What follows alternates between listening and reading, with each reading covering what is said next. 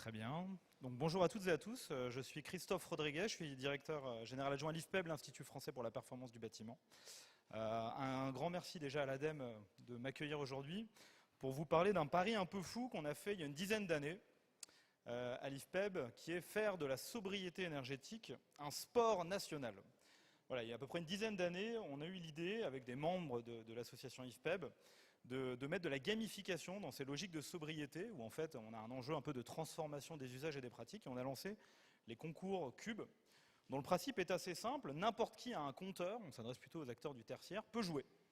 Et la philosophie va être sur un an, on va enclencher toutes les actions possibles et imaginables, et donc on est plutôt sur des actions avec des temps de retour très courts, et on va enclencher tout ce qui est possible et imaginable pour faire des économies d'énergie à portée de main. Donc on va retrouver beaucoup d'actions qui ont été mentionnées précédemment avec des temps de retour en moyenne inférieurs à 2 ans. Ça fait à présent 7 saisons du concours Cube, donc 7 fois un an, on a eu des retours d'expérience intéressants. Jadis, nous avions 70 bâtiments, aujourd'hui il y a un peu plus de 1000 bâtiments partout en France qui jouent à Cube chaque année. D'ailleurs, n'hésitez pas à vous inscrire pour la prochaine saison, ça attaque au 1er janvier. Et j'ai quelques bonnes nouvelles à vous partager. La première bonne nouvelle, donc là vous retrouvez le fameux championnat de France des économies d'énergie. La première bonne nouvelle, c'est que ça marche. En moyenne, depuis 7 ans, on constate entre 10 et 15% d'économie d'énergie uniquement sur les usages. Et je vous présenterai quelques retours d'expérience dans une seconde. Et ce qui est assez dingue, c'est qu'on se rend compte qu'il y a des gens qui font largement plus. Certains vont jusqu'à 40% d'économie d'énergie, voire 50, 55. C'est complètement fou, ça rappelle les 40% d'éco-énergie tertiaire horizon 2030. Et donc là, ça déstabilise, on se dit il y a certains bâtiments qui sont peut-être à 1 degré de réussir le seuil 2030 du dispositif éco-énergie tertiaire. Alors comment ça marche? Je vais essayer de vous raconter ce qui se passe dans le concours Cube, puisqu'à la fin de l'année, on va auditer les bâtiments et les gens nous racontent comment ils ont réussi à faire cette performance énergétique. Il faut d'abord avoir à l'esprit que l'effet Cube, c'est 3 combinaisons de leviers d'action. Le premier, c'est les usages. Donc on en a parlé, j'y reviens pas, où on a des utilisateurs de bâtiments qui se mettent en mouvement, qui activent des actions à portée de main. Le deuxième, c'est l'exploitation, évidemment, à faire des réglages, etc. Et le troisième, qui est un peu plus inédit, c'est que les gens dealent des choses, se mettent d'accord sur des choses sur lesquelles ils n'avaient pas réussi à se mettre d'accord par le passé. Et je vais vous donner un exemple très simple, comme le bon vieux coup des 19 degrés. Ça fait 40 ans qu'on écrit dans les PowerPoint qu'on veut chauffer à 19 degrés. Mais qu'est-ce que c'est dur de se mettre d'accord pour baisser la consigne à 19 degrés? Parce que c'est froid, parce que, commence par faire des efforts, et puis après, moi, j'en ferai.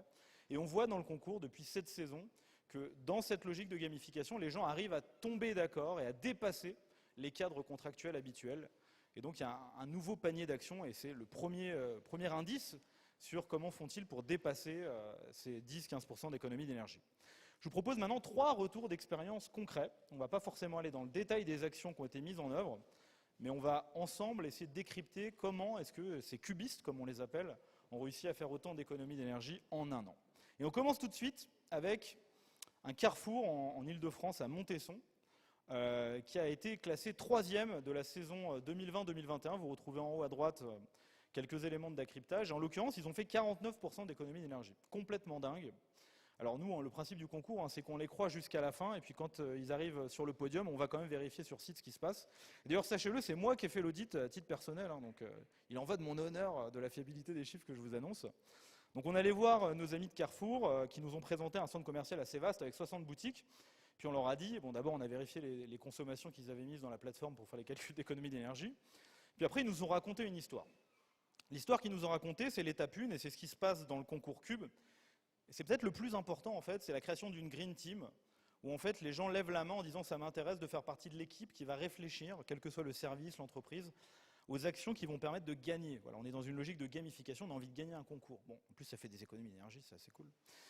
Donc ça c'est le premier point évident. Le deuxième, ils ont fait une chasse au talon électrique. Alors c'est quoi une chasse au talon électrique? C'est qu'ils se sont mis autour de la table, ils ont sorti les appels de puissance électrique, et ils se sont rendus compte que la nuit il y avait un talon, et le week-end il y avait un talon. Donc ils ont pris une pince ampère-métrique. Ils ont fait une enquête dans le bâtiment et, je ne vous donnerai pas tous les détails, mais ils ont trouvé pas mal de trucs qui tournaient H24 et ils ne savaient pas trop pourquoi. Et l'air de rien, tout de suite, on a les premiers pourcentages d'économie d'énergie qui commencent à se révéler. Ensuite, il y a eu un énorme travail sur l'éclairage. Donc là, vous retrouvez un petit peu ces 3 bouquets d'actions, les usages, les réglages et puis la collaboration. Sur l'éclairage, ils se sont rendus compte qu'il y avait d'énormes gisements d'économie d'énergie puisqu'on avait des éclairages de parking qui tournaient H24. Et donc, ils ont concentré énormément d'actions sur l'éclairage. Éteindre quand il n'y a personne. faire de la modulation quand c'est possible. Alors ça paraît, encore une fois, je vois quelqu'un sourire, vous avez raison de sourire, mais ils l'ont fait, ils ont fait 49% d'économie d'énergie. Donc il n'y a pas de bonnes ou mauvaises actions, ce qui compte c'est le progrès, et ils ont réussi à progresser. C'est vrai que des fois on se dit pourquoi ne l'avaient-ils pas fait avant, mais ce qui compte c'est qu'ils l'aient fait maintenant. Et donc ils ont pu faire toutes ces modulations en travaillant sur l'éclairage. Ils ont aussi travaillé sur la modulation des horaires de chauffage, évidemment tout ce qui est intermittence, consigne de température. Donc vous retrouvez ici que des actions de bon sens, en fait, où le plus dur, c'est de se mettre autour de la table, de sortir ses consommations et de tomber d'accord sur une nouvelle façon d'exploiter un site. C'est facile de le mettre dans un PowerPoint, mais qu'est-ce que c'est dur de le dealer, de vraiment régler les installations et de réinventer un bâtiment qui fonctionne différemment, avec un niveau de confort qui doit être maintenu, évidemment, c'est la donnée d'entrée. Et c'est ce qu'ils ont réussi à faire. Petit clin d'œil à nos amis d'RTE, ils se sont aussi aperçus qu'ils pouvaient faire de l'effacement. Là, c'est nos enjeux un petit peu dispositifs éco-web de l'hiver prochain. On aura des moments où le réseau électrique sera un petit peu tendu. Ils se sont rendus compte que de temps en temps, ils pouvaient couper leur rooftop et que personne ne s'en rendait compte pendant quelques heures. Donc, ils ont mis en place des dispositifs d'effacement.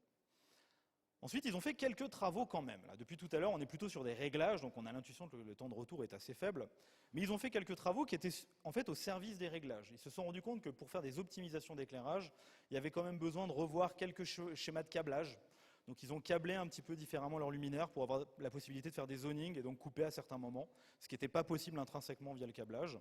Encore une fois, tout ça au service de l'usage et de l'action qui a été identifiée.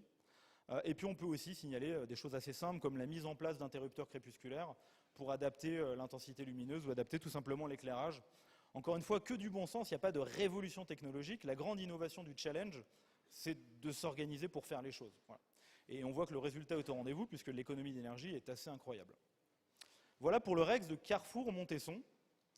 Et je vous propose qu'on poursuive avec un deuxième retour d'expérience, je vous en avais promis 3, avec l'entreprise Senergit, qui est une entreprise qui travaille dans les réseaux de chaleur, qui a inscrit au concours un bâtiment dans la catégorie semi-industrielle. Oui, il y a des catégories dans le concours. Et donc avec une partie entrepôt où en fait ils ont un atelier de préfabrication de tuyauterie et une partie bureau, une figure de style assez classique pour les bâtiments semi-industriels. Senergit, ils ont terminé 6e l'année dernière, donc c'est un classement tout à fait honorable, et ils ont fait une économie de 43,8% d'économie d'énergie. Alors à nouveau, ces économies, elles sont très très importantes, et en fait on les sort du panier juste pour vraiment illustrer les actions qui ont été mises en œuvre. Et encore une fois, ça casse un peu les codes qu'on peut avoir à l'esprit. Parfois, on a des gisements assez dingues qui peuvent être allés chercher par l'innovation organisationnelle et les usages. Évidemment, ce n'est pas généralisable à tous les bâtiments, mais voilà ce qu'ils ont réussi à faire. Alors un point très important que Senergit a mis en avant, vous allez dire je radote, oui c'est vrai, je radote un peu. Ils ont mis en place une Green Team, ils ont fait un appel à manifestation d'intérêt, ils se sont aperçus qu'ils avaient des collaborateurs qui avaient un job qui n'avait rien à voir avec le développement durable, mais eux aussi quand ils rentrent à la maison c'est des citoyens, donc ils étaient intéressés à participer à cette aventure énergétique. Donc ils ont mis en place une Green Team avec 7 collaborateurs, des gens des ressources humaines, de la compta, de la finance, donc pas que des gens de la RSE, qui se sont dit ok on va être l'équipe qui va faire des propositions d'action pour gagner le concours Cube. Ils ont mis en place des campagnes de communication interne, et en fait les idées sont venues du terrain. Et c'est aussi ça la magie du concours, c'est-à-dire que c'est une démarche vraiment bottom-up. Nous, on ne vient pas expliquer aux gens avec des PowerPoints ce qu'il faut faire. On fait confiance à leur innovation et à leur intelligence, on leur donne juste une information utile, puisque tous les mois, on calcule une économie d'énergie, et on leur donne accès à l'information. Et ça marche depuis assez longtemps, les gens ont une inventivité assez dingue, ils sont meilleurs que nous pour proposer des actions d'efficacité énergétique, donc inutile de leur pré-mâcher le boulot. Dans les actions qui ont été menées par Senergit, on peut noter déjà un gros travail sur l'isolement de la partie bureau, de la partie atelier, assez simple, fermer les portes, encore une fois on retrouve des choses assez basiques. Et ils ont aussi fait un peu d'isolation. Alors là vous allez dire c'est un peu du dopage, on est dans un jeu, je croyais qu'on était sur les usages. Oui, on accepte un petit peu le dopage dans ce jeu. Voilà, si vous faites quelques isolations de combles, c'est un crime sans victime, et donc ils l'ont fait. Ils ont fait des isolations rapides. Encore une fois, peut-être vous vous dites, mais pourquoi est-ce qu'ils ne l'avaient pas fait avant? Peu importe, on s'en fiche, nous ce qui compte c'est que les gens passent à l'action et puis qu'on mesure le progrès sur le terrain. Et il y a eu un peu de relamping qui a été fait pour faire des économies d'énergie aussi sur les usages. Je termine avec un dernier retour d'expérience, et donc là, nous voilà de retour à Lyon, puisque je salue nos amis d'Artelia qui avaient inscrit... qui ont été dans le top 20 d'une saison passée du concours avec l'immeuble Le First. Et là, j'essaye de mettre en relief un peu une autre typologie d'action assez intéressante. Il y a eu un gros travail de dialogue en fait, avec l'ensemble des parties prenantes dans le bâtiment, notamment les équipes d'entretien et de ménage. qui est un sujet qui revient assez souvent. Dans ma vie passée, j'ai fait beaucoup de contrats de performance énergétique.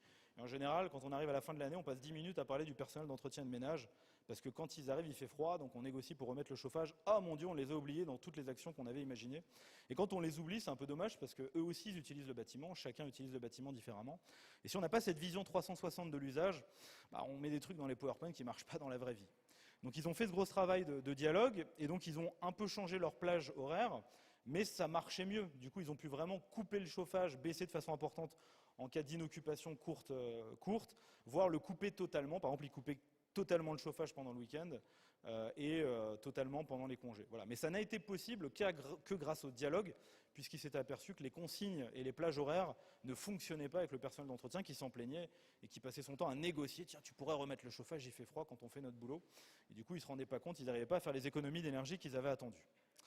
Voilà pour l'ensemble des actions qui ont été menées. Donc vous l'avez compris, au cœur du concours Cube, on retrouve l'implication des utilisateurs avec des actions de sobriété avec des faibles temps de retour.